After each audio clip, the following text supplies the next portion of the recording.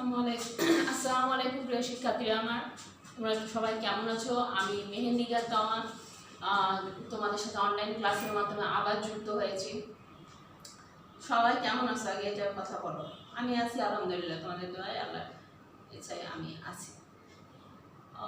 এর আগে মনে হয় আমি টেক্সট পড়িয়েছিলাম, তাই না? আজকে হচ্ছে যে আমি একটু গ্রামার অংশটা পড়াবো। তো এই পড়ানোর আগে তোমাদের সাথে আরেকটু কথা বলি, আমি যেগুলো পড়াচ্ছি সেগুলো কি তোমরা একটু লক্ষ্য করছো? একটু লক্ষ্য করো, এই ক্লাসগুলো কিন্তু না খুব ইম্পর্টেন্ট। এই যখন স্কুল করবে অবশ্যই এটার উপর কাজ হবে, বা আদার্স যেগুলো আমাদের কাজ যাচ্ছে অনলাইনে সেগুলোও কিন্তু এখানেই থাকবে। আমরা আজকে আসি চেঞ্জিং স্পিচ বা ন্যারেশন সম্পর্কে পড়তে। এটা আমি সিলেবাস ডিজাইন যেদিন ক্লাসটা নিয়েছিলাম সেদিন কত নম্বরে বলেছিলাম? সেদিন বলেছিলাম 12 নম্বর। তাহলে আমরা এটা কত নম্বর কোশ্চিনের এখন ডিসকাশন করব? আমরা এটা কোশ্চিন নাম্বার 12 এর ডিসকাশনে আসব। কোশ্চিন নাম্বার 12 এ কি থাকবে? কোশ্চিন নাম্বার 12 এ থাকবে চেঞ্জিং স্পিচ অর ন্যারেশন। আমরা যেটা বলি অনেকে অনেক রকমের কঠিন, এটা সেটা মেলা কিছু বলে, আমি বলতেছি না কঠিন, এটা অনেক অনেক ইজি একটা ব্যাপার। একটু ভালো করে বইয়ের দিকে লক্ষ্য করে চেঞ্জিং স্পিচ বা ন্যারেশন বলা হয়েছে। কি বোঝানো হচ্ছে? ন্যারেশন, বক্তা যা বলে তাই স্পিচ বা ন্যারেশন। বক্তা, হু ইজ দ্য বক্তা বা স্পিকারকে? আমি যেটা বলছি তুমি যেটা বলবা সেটাই কিন্তু ন্যারেশনের আওতাভুক্ত। তাহলে কি হলো? বক্তা যা বলে তাই স্পিচ বা ন্যারেশন। এরপরে আসে ন্যারেশন কত প্রকার? ন্যারেশন বা স্পিচ দুই প্রকার, সবসময় মনে রাখবা। ন্যারেশন বা স্পিচ দুই প্রকার, direct narration and indirect narration. Narration এবং ইনডাইরেক্ট ন্যারেশন। বক্তা ডাইরেক্ট ন্যারেশনটা কি আর ইনডাইরেক্ট ন্যারেশনটা কি, আমরা আগে সেটাই বলি। কিন্তু তার আগে আমি আরেকটু কথা বলি, যেটা হচ্ছে যে ন্যারেশনের যে বিষয়টা সেটা হচ্ছে আমাদের পরীক্ষায় কিভাবে প্রশ্নটা থাকবে সেটার উপর বেসিস করে আমরা আলোচনা করব। অনেক সময় দেখা যায় সেন্টেন্সকে চেঞ্জ করতে বলা হয়, কিন্তু আমাদের এই পরীক্ষা থাকবে প্যাসেজটাকে চেঞ্জ করতে বলবে। সেই জন্য যেটা হবে, প্রথমত তোমাদের যেটা করতে হবে, পুরো প্যাসেজটা খুব ভালো করে পড়তে হবে আগে। যদি পারো মিনিং করে পড়তে তাহলে তো অবভিয়াসলি খুব ভালো এই বিষয়টা। পুরো প্যাসেজটাকে খুব সুন্দরভাবে তোমাদের মিনিং করে পড়তে হবে, কারণ এর মাঝেই তোমাদের সব কিছু থাকবে। তাহলে আমরা এখানে আরেকটু কথা বলি যে প্যাসেজ ন্যারেশনে মাথায় রাখবো সবসময় ইনভাইটেড কমার যে অংশ থাকবে সেটাই হচ্ছে আমার ডাইরেক্ট স্পিচ। প্যাসেজ ন্যারেশনে ইনভাইটেড কমার মধ্যে যে অংশগুলো থাকবে সেটা হচ্ছে আমার ডাইরেক্ট স্পিচ, এবং ইনভাইটেড কমার বাইরে যে বাক্যগুলো থাকবে সেটা হচ্ছে আমার স্পিচ। তারা আমরা চেঞ্জ করতে গেলে কোন বিষয়টা মাথায় রাখতে হবে? মাথায় রাখতে হবে যে ইনভাইটেড কমার ভিতরে অংশটা হচ্ছে ডাইরেক্ট স্পিচ, আর বাইরেগুলো হচ্ছে জাস্ট অনলি স্পিচ। এক্ষেত্রে কি করতে হবে? ডাইরেক্ট স্পিচে বক্তা এবং শ্রোতা যেহেতু ওর মধ্যে থাকবে, সেহেতু প্যাসেজটা যে কোনো স্থানের মধ্যেই ডাইরেক্ট স্পিচের বক্তা বা শ্রোতা থাকতে পারে। যেটা প্যাসেজ আকারে, সো এটা পুরো প্যাসেজটার স্টার্টিংয়েও থাকতে পারে, মিডিলেও থাকতে পারে, যে স্পিকারটাকে বক্তাটা কে এটা আমরা হয়তো বা দেখা যাচ্ছে যে পুরো প্যাসেজটা শেষেও পেতে পারি, মাঝেও পেতে পারি। সেই জন্য সব থেকে আমাদের যেটা দরকার সেটা হচ্ছে পুরো প্যাসেজটা খুব ভালো করে পড়ে নাও। পুরো প্যাসেজটা থেকে যদি ভালো করে আমরা না পড়ি তাহলে সেখানে প্রবলেমগুলো আসতে থাকবে। এরপরে কি করবা? প্যাসেজটা পড়ার সময় ডাইরেক্ট স্পিচের বাক্যটা কোন সেন্টেন্সে এবং কোন টেন্সে আছে তা নির্ধারিত করবো। কোন সেন্টেন্স আর কোন টেন্স, সেন্টেন্সগুলো সম্পর্কে আমরা পরে আলোচনা করবো ধীরে ধীরে ক্লাসে, টেন্সগুলো সম্পর্কে আলোচনা করবো। কিন্তু আগে আমরা জানবো টেন্সে যেহেতু আমরা জানি প্রেজেন্ট, পাস্ট, ইনফিনিট, এইটুকুটাকে আমরা নির্ণয় করতে পারবো।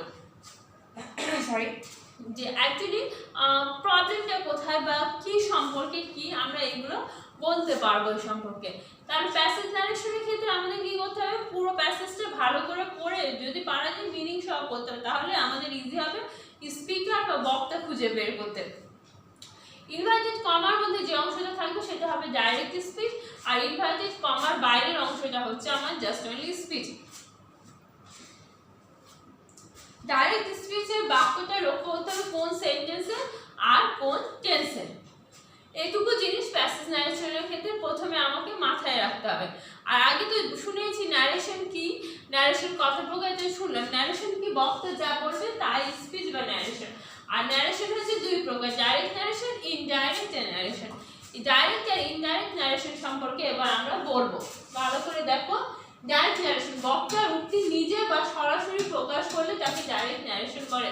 বক্তার উক্তি নিজে বা সরাসরি বললে, সে হয়তো নিজে বলতে পারে বা নিজে আরেক রকম ভাবে এক্সপ্রেশন দুগুলো দিতে পারে, সেটা হবে আমার ডাইরেক্ট স্পিচ।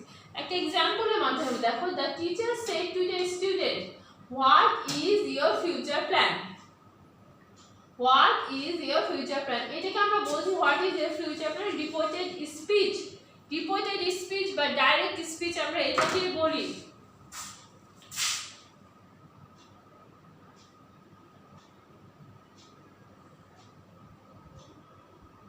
রিপোর্টেড বা ডাইরেক্ট। আর আরেকটি কি স্পিচ বা রিপোর্টিং ভার্ব আমরা সম্পর্কে দেখো, আমরা আগে জানলাম না, এটা হচ্ছে ঠিক সেটাই ডাইরেক্ট স্পিচ।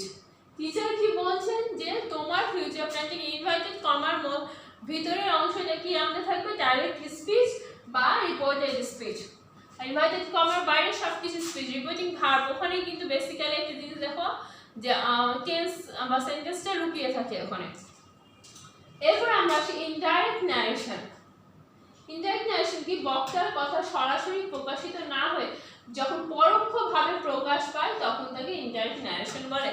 বক্তার কথা সরাসরি প্রকাশিত হয় না, বক্তার কথা সরাসরি প্রকাশ না হয়ে যখন পরোক্ষভাবে মানে আরেকজনের মাধ্যমে প্রকাশ পাবে তখনই সেটা হবে আমার ইনডাইরেক্ট স্পিচ বা ইনডাইরেক্ট ন্যারেশন। কি বলছে এক্সাম্পল দিয়েছে, Kusum said to her brother that the sun rises in the east. এভাবে করে বল, কুসুম কি, আমি তোমাকে বলছি যে কুসুম বলেছে তার ভাইকে যে সূর্য পূর্ব দিকে ওঠে। ইনডাইরেক্ট স্পিচে দেখো ওইখানে কিন্তু টিচার বলছেন যে what is your future plan, আর এখানে কুসুম ডাইরেক্টলি বলছে যে সানরাইজেস ইন দ্য ইস্ট। বিষয়টা একটু ক্লিয়ার হয়ে তোমরা চিন্তা করো যে এখানে কিভাবে কোন অংশটাকে নিয়ে আমার চিন্তা করছে। এটা হচ্ছে কঠিন বলার কিছু কারণ থেকে অনেকে না এই ক্লাসটা ভালো মতো শোনে না। ক্লাসগুলো আমি যখন ক্লাসে করেছি বা আদার্স করেছি তখন অনেকে মনে করে যে না এটা খুব কঠিন, একটু কনসেপ্ট একটু দেখো তাহলে দেখো অনেক অনেক অনেক পরিমাণে ইজি হয়ে যাবে। এরপরে আমরা আসবো যেটা ডাইরেক্ট ন্যারেশন। এই যে ডাইরেক্ট ন্যারেশন এর আবার দুইটা অংশ আছে দেখো, রিপোর্টিং স্পিচ আর ডাইরেক্ট স্পিচ। ডাইরেক্ট স্পিচ বা রিপোর্টেড স্পিচ, আমার সবগুলো কথার সাথে এক্সাম্পলের সাথে মিলে যাচ্ছে। আমি যখন এক্সাম্পল লিখছি অবভিয়াসলি সেটা রিজনেবল কিছু একটাই লিখেছি। আমাদের হলো রিপোর্টিং স্পিচ আর ডাইরেক্ট স্পিচ।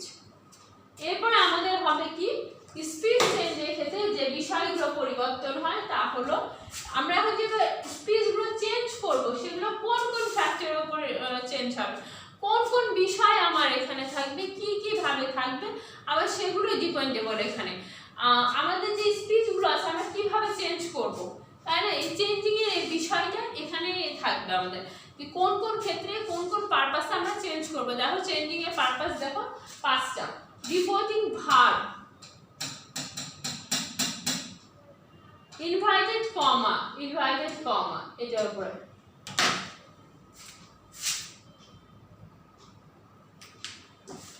এইটার উপরে থাকতেছে পার্সন পরিবর্তন, টেন্স পরিবর্তন, কিছু শব্দ বা শব্দ সমষ্টির পরিবর্তন।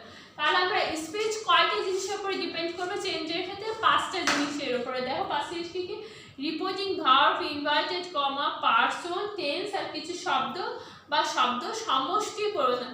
একটা দুইটা ওয়ার্ড বা ওয়ার্ডের মানে পুরো একটা ফ্রেজ বা ফ্রেজার ওয়ার্ডের চেঞ্জিং এর মাধ্যমে আমরা এটা চেঞ্জ করতে পারবো। ওকে, তাহলে আমাদের এখানে কি বোঝানো হচ্ছে, পাঁচটার মধ্যে আজকে আমি ডিসকাস করব এই অংশটা নিয়ে, পার্সন পরিবর্তন নিয়ে ডিসকাশনে আসবো। ভালো করে লক্ষ্য করো। হ্যাঁ, আমরা আজকে আসবো পার্সন চেঞ্জের মাধ্যমে। পার্সন চেঞ্জের মাধ্যমে আমরা আজকে প্রথম দিয়ে শুরু করব। ন্যারেশনের ক্ষেত্রে মনে রাখো ডাইরেক্ট স্পিচ, ও সরি এখানে ডিএস লিখেছি তাই না, ডিএস মানে কি বলো তো, ডাইরেক্ট স্পিচ। ভুল করো না, আমি জায়গা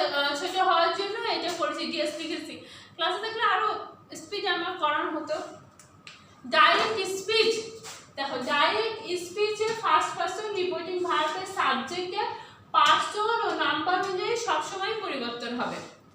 ডাইরেক্ট স্পিচের ফার্স্ট পারসনের reporting verb, first person reporting ভার্বের সাবজেক্টে পার্সন আর নাম্বার অনুযায়ী, পার্সন আর নাম্বার দেখো সবসময় চেঞ্জ হচ্ছে কিভাবে, পার্সন আর নাম্বার অনুযায়ী। এর একটা এক্সাম্পল দেখো, he said to me I have enjoyed the party. He said to me I have enjoyed the party, সে আমাকে কি বললো যে আমি পার্টিটা এনজয় করেছি, এটা ডাইরেক্ট স্পিচে আছে। এবার ইনডাইরেক্ট বানাচ্ছি দেখো, হি টোল্ড মি, দ্য সেড হয়ে গেল টোল্ড, দেখো চেঞ্জ হচ্ছে, আর সাবজেক্টে পার্সোনাল নাম্বার হচ্ছে, told me that he have enjoyed the party. এখানে দেখো সাবজেক্টে পার্সোনাল নাম্বার অনুযায়ী চেঞ্জ হলো। প্রথমে কি বললো, সে আমাকে বললো যে আমি পার্টিতে এনজয় করেছি, তাই না? কিন্তু আলটিমেটলি এটা কি হলো যে সে বললো যে সেই এনজয় করেছে। পার্টি প্রথমে শুনে মনে হচ্ছে কি সে বলছে আমাকে, আমার কথা, মানে আরেকজন এসে আমার কথা বলছে যে আমি এনজয় করছি, কিন্তু পরে আমরা যখন এটা ইনডাইরেক্ট করে আসলাম সে বললো কি সে পার্টিটা এনজয় করেছে। This is called indirect speech. He told me that, he said to me I have enjoyed the party. প্রথমে যে কি, প্রথমে আমরা পড়ছি তখন সে কি বললো আমি পার্টিটা এনজয় করেছি, মানে সে সে মানে সে মানে হচ্ছে করিম রহিম যদু কদু যে হচ্ছে সে এনজয় করেছে, কিন্তু পরে বলেছে কি আমার কথা বলছে, না না না আমার কথা বলছে না, সে অ্যাকচুয়ালি এনজয় করেছে সেটাই সে বলছে। He told me that he had enjoyed the party. এরপর আসি কোশ্চেন ফর্ম নাম্বার 2, ডাইরেক্ট স্পিচের সেকেন্ড পারসনের ইউ। ডাইরেক্ট স্পিচের সেকেন্ড পারসনের মাথায় সবসময় ইউ ইউজ হয়, বেশিরভাগ ক্ষেত্রে ইউ ইউজ হয়, বাকি ব্যতিক্রম এখন মনে করার কোনো প্রয়োজন নেই, যেটা আছে সেটা পরে আমার ডিসকাশন আমাদের হবে। ইউ রিপোর্টিং ভার্বের অবজেক্ট অনুযায়ী বসে, আর রিপোর্টিং ভার্ব শর্ট করে আমি লিখেছি রিপোর্টিং ভার্বের অবজেক্ট অনুযায়ী এখানে বসবে। তাহলে কি হলো, she says to Misty you are a lucky person. Direct স্পিচে বলছে কি she says to Misty you are a lucky person. She tells Misty that she, মানে Misty is a lucky person. Indirect স্পিচে দেখো direct স্পিচের second পারসনে you reporting ভার্বের object অনুযায়ী চেঞ্জ হচ্ছে। রিপোর্টিং ভার্বের অবজেক্ট দেখো, she says to Misty, object অনুযায়ী চেঞ্জ হচ্ছে। she tells Misty that she, মানে Misty is a lucky person, change হলো। নাম্বার 3, ডাইরেক্ট স্পিচ এর থার্ড পারসন। বারবার বলছি জিএস মানে ডাইরেক্ট স্পিচ, আরবি মানে রিপোর্টিং ভার্ব। আমি স্থান সংকলনের জন্য আমি শর্ট করে করে লিখেছি, কিন্তু আমি মুখে পড়েছি, ভিডিওটা না টেনে শেষ পর্যন্ত তোমরা দেখবা। টেনে টেনে দেখতে গেলে তখন কিন্তু এটা প্রবলেম হয়ে যায়, আমি বারবার করে বলছি, লক্ষ্য করো বিষয়গুলো। ডাইরেক্ট স্পিচের থার্ড পারসনে কোনো পরিবর্তন হয় না। ডাইরেক্ট স্পিচে থার্ড পারসনে কোনো পরিবর্তন হয়। থার্ড পারসন কোনগুলো বলো, হি সি, তারপরে ইদে, তারপর হচ্ছে যে কি জানো রহিম রহিম যদু মধু, তাই না? যত দুনিয়া যত জানা আমাদের সব থার্ড পারসনে ঢুকে যায় আমাদের। তাহলে কি হলো, he said to you he has drawn the picture. He said to you that he has drawn the picture. He told you that he has drawn the picture. সে কি বললো, সে হচ্ছে পিকচারটা ইউজ। he told you that he has drawn the picture. Okay, এইবারে আমরা আসি question number form number 4 এ। যখন সেন্টেন্সে কোনো বক্তা থাকে না, এটা একটু ভালো করে বোঝো, না এটা একটু ভেজাল লাগা জিনিস,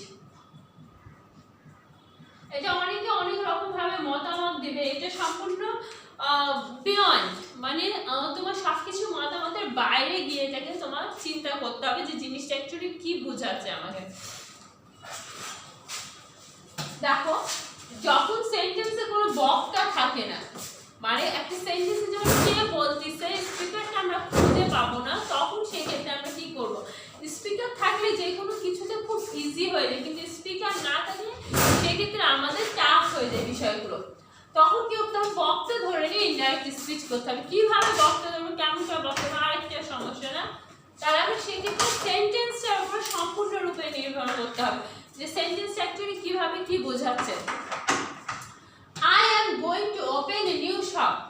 ডাইরেক্ট স্পিচে আছে I am going to open a new shop. এখানে তাহলে আমরা কি বুঝাবো, এখানে আমাদের দেখো স্পিকার পেয়েছো বা বক্তা পেয়েছো নো, এবার দ্য স্পিকার আমরা এখানে নিজে থেকে ধরুন the speaker said to the person spoken to that he was going to open a new shop. Okay, the speaker said to the person spoken to that he was going to open a new shop. এটা কি হবে, আরেকটু কি হতে পারে, যদি এটাকে বক্তাকে নিজে নিজে ধরে বক্তা ধরে নিয়ে যদি করি, আমি হি বসে তোমরা ধরে সিউ দিতে পারো। He said to me that he was going to open a new shop. এখানে বক্তা নাই, আমি বক্তাটাকে ধরলাম, কখনো এটাকে দ্য স্পিকার মানে বক্তা বলছেন এটাও বলতে পারো, তখন এটাকে হিও বা শি বলতে পারেন, যার যেটা ইচ্ছা। হ্যাঁ, কারণ এখানে তো আমার কোনো বক্তা নাই, আমি এই জন্য এটাকে এভাবে করে ধরছি। হি বা শি যে যেটা মনে করবে সে সেটাকে অ্যাপ্রোপ্রিয়েট করবে। তো আমার কাছে সব থেকে বড় কি স্পিকার, আমরা তো জানি না কে বলেছে, হি না শি না মিডল, আমরা তো জানছি না। এক্ষেত্রে আমার দ্য স্পিকারটিকে আমি সাপোর্ট করি। The speaker said to the person spoken to that he was going to open a new shop. Okay, তাহলে আজকে আমরা কি পড়লাম, আজকে আমরা পড়লাম পারসনের চেঞ্জের ক্ষেত্রে ন্যারেশনে আমরা পারসন চেঞ্জ সম্পর্কে আজকে আমরা জানতে পারলাম। এরপরে যেটা হবে যে আমাদের নেক্সট আইটেমগুলো নিয়ে আমরা পড়বো, কিন্তু তার আগে তোমাদেরকে আমি এর আগেও বলেছি এখনো বলতেছি, বারবার করে বলছি, ভালো করে লক্ষ্য করো যে তোমাদের কোথাও কোনো প্রবলেম থাকলে আমাকে কমেন্ট বক্সে বলো। যদি ওখানে বলতে প্রবলেম মনে করো অবশ্যই অবশ্যই আমাকে ইনবক্স করো বা বলো, আমি ওটা নিয়ে তাহলে আবার আরেকটা ক্লাস করবো, আবার একটা লাইভ করবো, কোনো সমস্যা নেই। কিন্তু আমি চাই যে তোমরা যেটা জানো সেটা 100% ছিল, কেউ 90% 95% তা না, আমাকে আবার বলো, আমি আবার এই ক্লাসগুলো নিয়ে আরেকটা রিভিউ করবো, কোনো প্রবলেম, কিন্তু তোমরা এটা করো। আর কি বলবো, করোনাকালে এই সময় সুস্থ থাকো, করোনার ক্ষেত্রে যে যে নির্দেশনাগুলো দেওয়া হয়েছে সেগুলো মেনে চলো, সবাই সুস্থ থাকো, স্বাভাবিক থাকো। আশা করি আবার দেখাবে, যদি আল্লাহর রহমত হয় তো আবার দেখাবে। ততক্ষণ পর্যন্ত ভালো থাকো, সুস্থ থাকো, আল্লাহ হাফেজ।